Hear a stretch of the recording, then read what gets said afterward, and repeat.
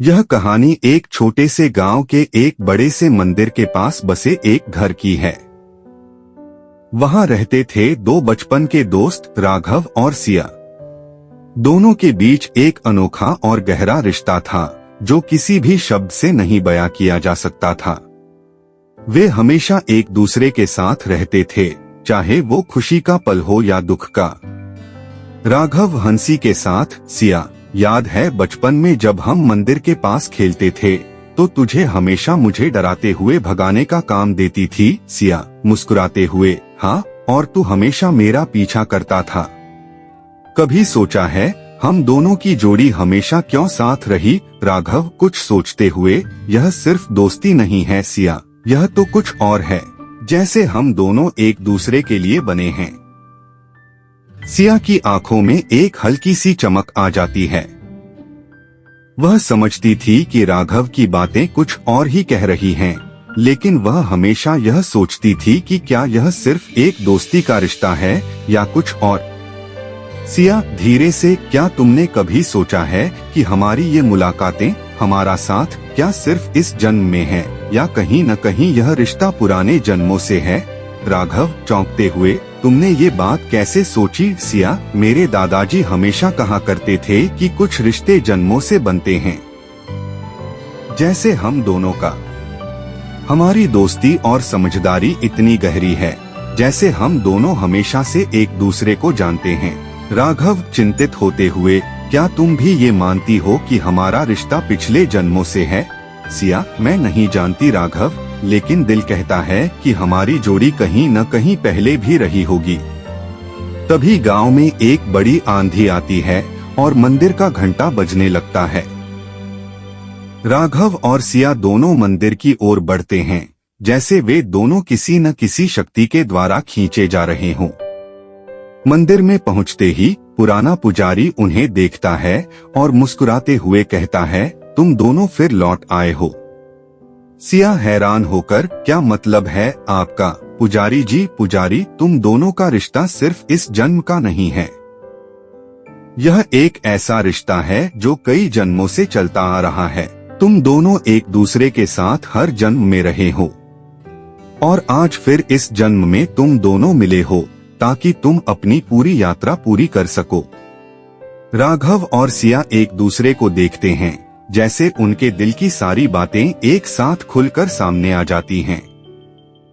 अब उन्हें समझ में आता है कि उनका रिश्ता न केवल दोस्ती का है, बल्कि एक शाश्वत संबंध है जो जन्मों से चला आ रहा है। राघव आंखों में नमी के साथ, हमारा रिश्ता तो कुछ ऐसा है जो शब्दों से परे है सिया, जैसे हम दोनों हमेशा एक दूसरे के साथ रहे हैं और हमेशा रहेंगे। सिया, आंखों में आंसू लेकिन मुस्कान के साथ, 7 जन्मों का रिश्ता राघव, कोई शक्ति हमें अलग नहीं कर सकती। पुजारी की बातों के बाद राघव और सिया दोनों शांत हो गए थे।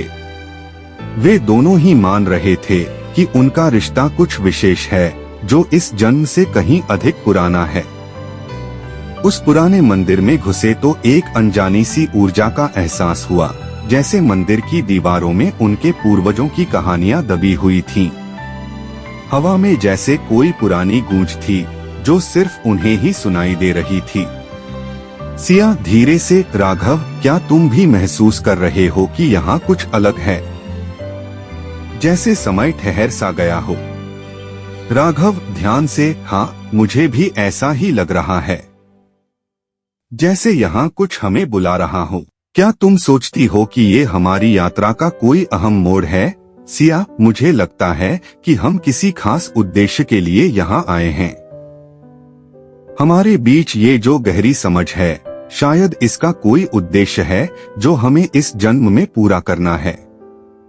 तभी पुजारी ने धीरे से कदम बढ़ाए और उन दोनों के पास आकर बोला, तुम दोनों के रिश्ते में एक अजीब सी ताकत है जो समय और स्थान से परे है।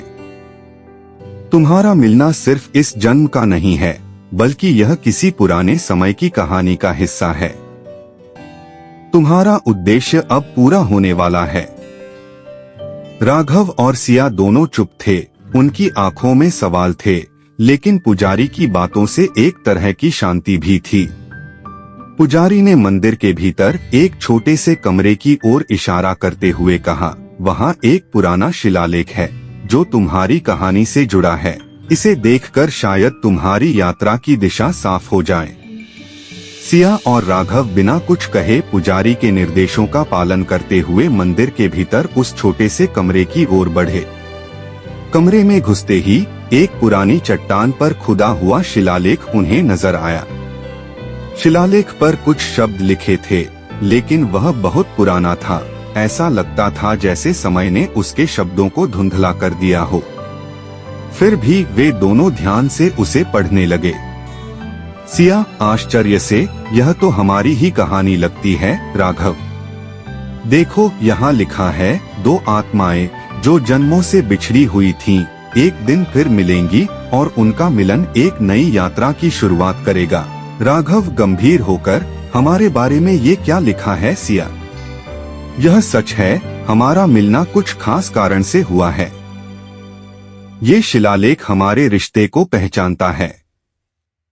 सिया, क्या तुम समझते हो कि हमें अभी भी कुछ पूरा करना बाकी है?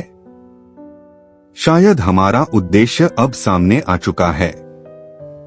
राघव सांस भरते हुए, हो सकता है सिया। हमारा रिश्ता केवल दोस्ती नहीं बल्कि कुछ और है। मुझे लगता है हमें एक दूसरे के साथ अपने उद्देश्य की ओर कदम बढ़ाने चाहिए। इतना कहकर राघव ने सिया का हाथ पकड़ा और दोनों उस शिलालेख के पास खड़े रहे।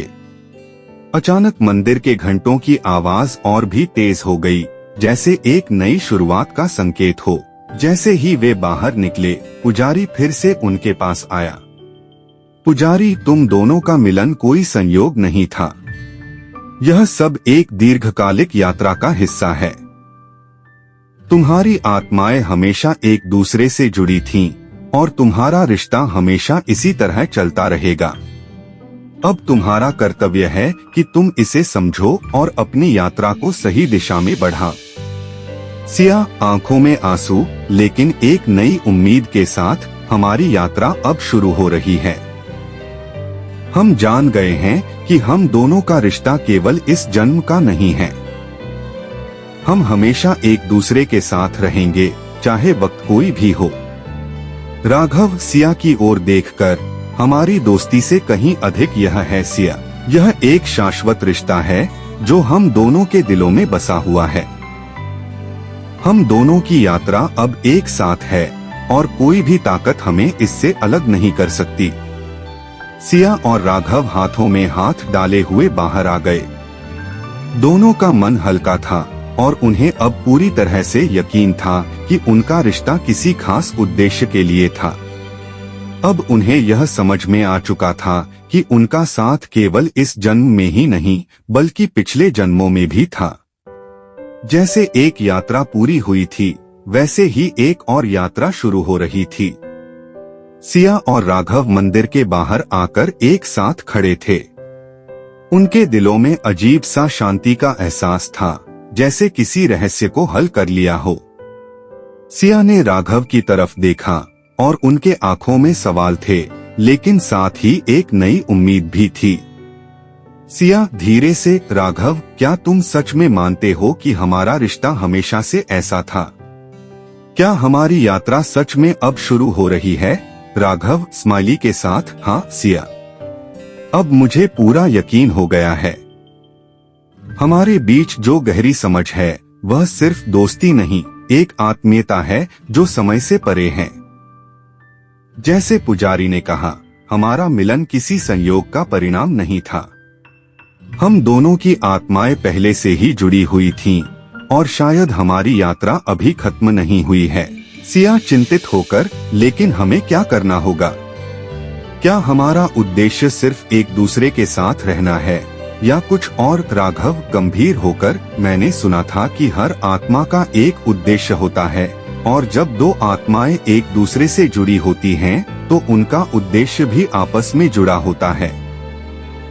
मुझे लगता है कि हम दोनों को अपनी यात्रा के अगले चरण की ओर बढ़ना चाहिए ताकि हम अपने उद्देश्य को पूरा कर सकें। सिया की आंखों में एक नई चमक आई और वह राघव की बातों को महसूस करने लगी। उसे अब यकीन हो गया था कि उनका मिलन एक बड़ी योजना का हिस्सा था और अब समय था अपनी यात्रा को आगे बढ़ाने का। सिया नर्म आवाज में, राघव, क्या तुम समझते हो कि हम दोनों को अपनी यात्रा में एक दूसरे की मदद करनी होगी? जैसे हम दोनों का मिलन हुआ है, वैसे ही हमें अपनी यात्रा में एक दूसरे का सहारा बनना होगा। राघव सहानुभूति से, बिल्कुल सिया। हमारी यात्रा सिर्फ हमारे साथ नहीं है, बल्कि यह उन सभी लोगों के लिए है जो हमें अपने रास्ते पर देखेंगे।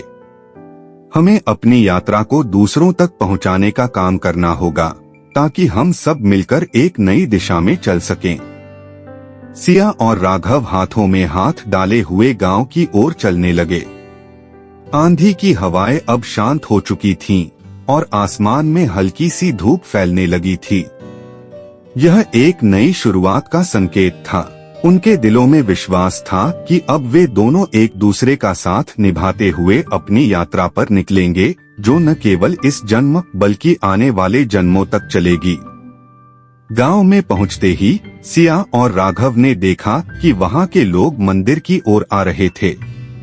पुजारी की बातें उनके दिलों में गूंज रही थीं और वे समझ गए थे कि उनका मिलन केवल एक बिंदु पर नहीं था। यह एक यात्रा थी, एक मार्ग था जिसे वे दोनों साथ चलेंगे। सिया लौटते हुए, राघव, क्या तुम महसूस कर रहे हो कि लोग हमें देखकर मुस्कुरा रहे हैं? क्या वे भी हमारी यात्रा को समझ रहे हैं? राघव स्माइली के साथ, शायद सिया। शायद लोग हमें देखकर यह महसूस कर रहे हैं कि कुछ बड़ा हो रहा है और हमें अपना रास्ता दिखाना है ताकि वे भी अपनी यात्रा को समझ सकें।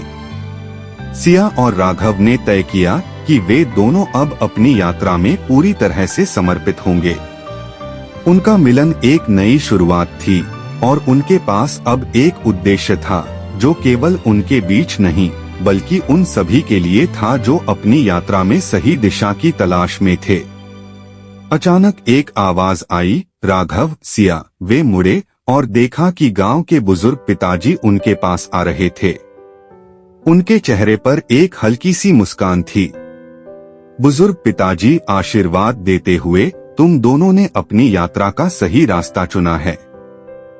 तुम दोनों का रिश्ता बहुत विशेष है और यह सिर्फ इस जन्म नहीं बल्कि अनेक जन्मों से जुड़ा हुआ है। तुम दोनों के बीच जो ऊर्जा है वह सबको दिखेगी। राघव और सिया ने आशीर्वाद लिया और वे जानते थे कि अब उन्हें केवल अपने रिश्ते को नहीं बल्कि अपनी यात्रा को भी समझना होगा। वे दोनों अपने मार्ग पर निकल पड़े, हाथ में हाथ डालकर, जैसे जीवन की एक नई शुरुआत हो रही हो। सिया हंसते हुए, राघव, मुझे लगता है कि हमारा रिश्ता हमेशा ऐसा ही रहेगा। चाहे समय कोई भी हो, हम दोनों हमेशा एक दूसरे के साथ रहेंगे। राघव प्यार से, हाँ सिया। 7 जन्मों का रिश्ता है हमारा और हम इसे कभी नहीं छोड़ सकते। वे दोनों साथ चलते रहे जैसे उनके दिलों में एक नया उद्देश्य जाग चुका हो। अब उन्हें यह समझ में आ चुका था कि उनका मिलन सिर्फ संयोग नहीं था बल्कि एक पुरानी यात्रा का हिस्सा था जो अभी भी जारी थी। वे दोनों जानते थे कि उनका रिश्ता एक शाश्वत संबंध है जो कभी खत्म नहीं होगा और वे हमेशा एक दूसरे के साथ रहेंगे। 7 जन्मों का रिश्ता जो समय और स्थान से परे था।